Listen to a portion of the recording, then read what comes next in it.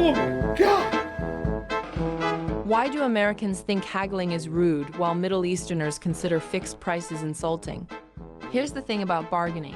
It's not just about getting a better deal. It's about respect, relationship building, and centuries of cultural evolution disguised as commerce. Today, we're diving deep into the wild world of global negotiation styles. And trust me, understanding these differences could literally save your business deals, friendships, and maybe even your dignity when traveling abroad. Let's start with something that'll blow your Western mind. In most of the world, the first price isn't the real price. It's an opening move in an elaborate social dance. Americans walk into stores expecting fixed prices like some kind of capitalist gospel truth. We see a price tag, we pay it, done. No fuss, no drama, maximum efficiency.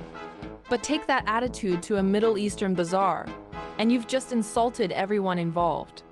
The merchant thinks you're either stupid or disrespectful, and you've missed out on what could have been a genuine cultural exchange. The irony. Americans invented modern consumer culture, but somehow forgot that commerce used to be social interaction, not automated transaction. But here's where it gets really interesting. Different cultures have completely opposite philosophies about what bargaining actually represents.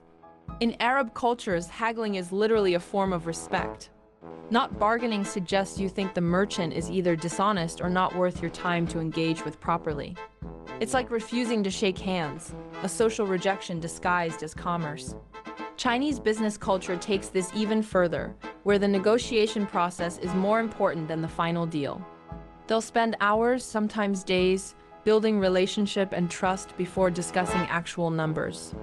Meanwhile, Germans think this is all inefficient nonsense. They want clear specifications, fair prices, and binding agreements. No games, no relationship theater, just professional competence. Now let's talk about the psychology behind these different approaches, because this reveals fundamental cultural assumptions about human nature. Japanese negotiation style is all about saving face for everyone involved. They'll never directly say no or make you look foolish, even if your offer is ridiculous. The goal isn't just to get a good deal, it's to maintain harmony and ensure everyone leaves with dignity intact. Americans? We're taught that business is business, emotions are irrelevant, and the best deal wins. We'll literally say nothing personal while destroying someone's profit margins. Russians approach negotiation like chess, strategic, patient, always thinking several moves ahead. They expect long, complex discussions and view quick agreements with suspicion. The timing aspect reveals even deeper cultural values about work, life, and priorities. Italian business culture treats negotiation like a fine meal. You can't rush it, and the process is as important as the outcome. They'll take coffee breaks, discuss family, build personal connections, then circle back to business when it feels natural. American business culture has optimized negotiation for speed. We want to close deals quickly and move on to the next transaction. Time is money, efficiency is virtue, relationships are secondary to results. But here's the kicker. Studies show that cultures with slower negotiation processes often achieve better long-term business relationships and fewer contract disputes. Let's dive into the emotional dimensions of bargaining, because this is where cultural misunderstanding gets really messy. Turkish merchants will act personally offended if you don't counter their initial offer. The dramatic sighing, the hand-to-heart gestures, the claims about feeding their families, it's all part of the performance. Western tourists think they're being manipulated, but it's actually traditional theater that makes the transaction more engaging for everyone. Indian bazaar culture is similar. The bargaining involves storytelling, relationship building, and mutual entertainment. Compare that to Scandinavian cultures where emotional displays during business negotiations are considered unprofessional and potentially manipulative. Here's something that'll mess with your head. The concept of fair price is completely cultural. Americans believe in market-determined pricing. Whatever people will pay is fair by definition. It's pure capitalism, no emotions, just supply and demand. Europeans often have stronger concepts of reasonable pricing, based on production costs and social fairness. Japanese culture emphasizes mutual benefit. Both parties should feel satisfied with the outcome. African bargaining traditions often incorporate community welfare.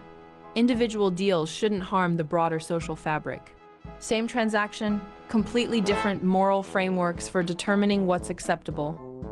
The relationship between bargaining and social status creates another layer of complexity. In many Asian cultures, your ability to negotiate reflects your social competence and intelligence. Being bad at bargaining is like being bad at conversation. It suggests poor social skills and cultural understanding.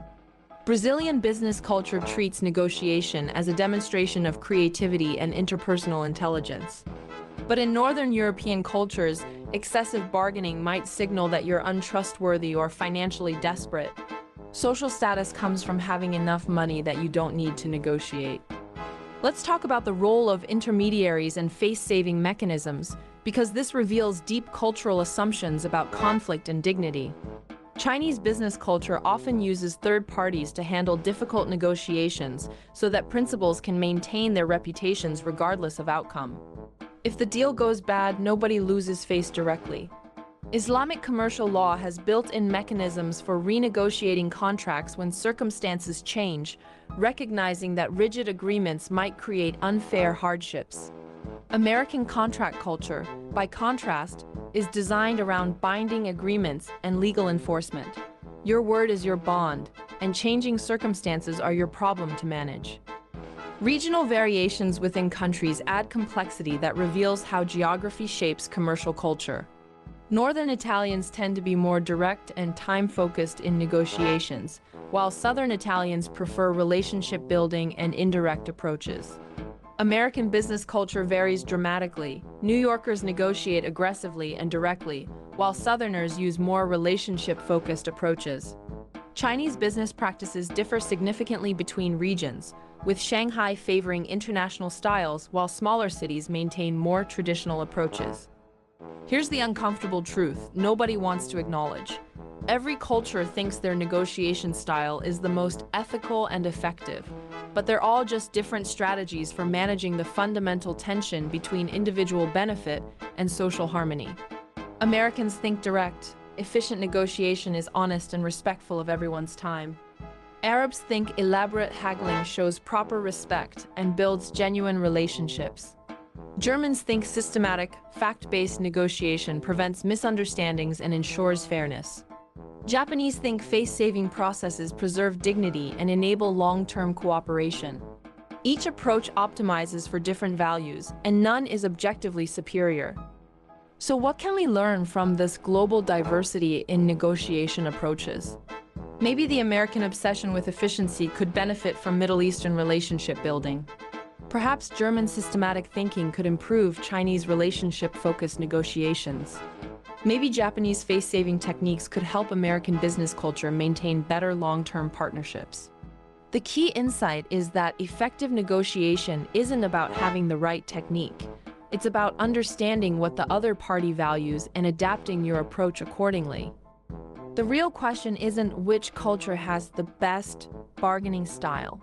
It's whether we're culturally intelligent enough to recognize that our way isn't the only way, and maybe not even the best way for every situation. In our increasingly connected world, the ability to navigate different negotiation cultures isn't just a nice skill to have, it's essential for business success, diplomatic relations, and basic human understanding. If you enjoyed this cultural deep dive, smash that like button, subscribe for more mind-bending cultural insights, and drop your thoughts in the comments. Which culture should I decode next? See you in the next one.